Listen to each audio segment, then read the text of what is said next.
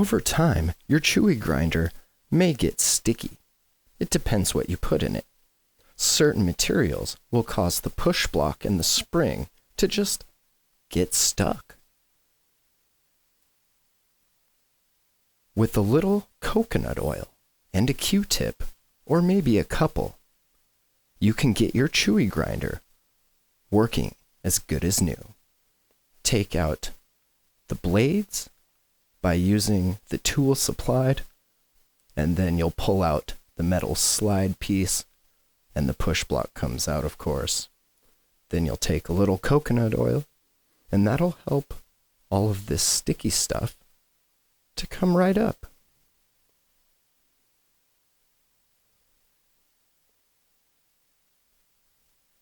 Make sure to get in all of those crevices. Also keep in mind, the more often you do this, the less scrubbing you'll have to do.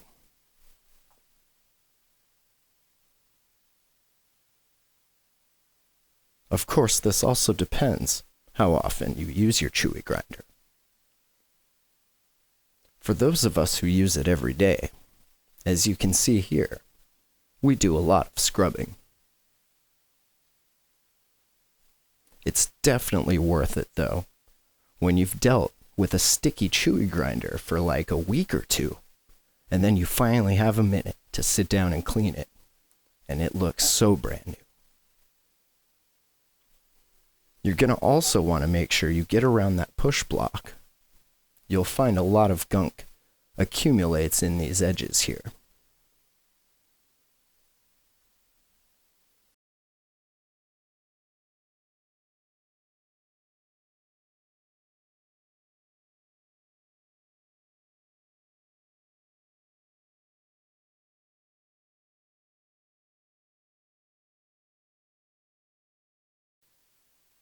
Very important, get under that spring as well.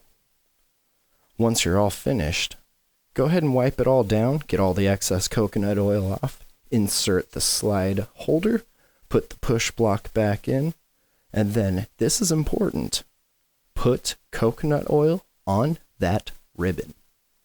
That's going to help that push block move a lot faster, pushing your material into the blade, which gets inserted like so. Look at that action. Brand new Chewy Grinder. And all you needed was some coconut oil and a Q-tip, and of course, about 3 minutes.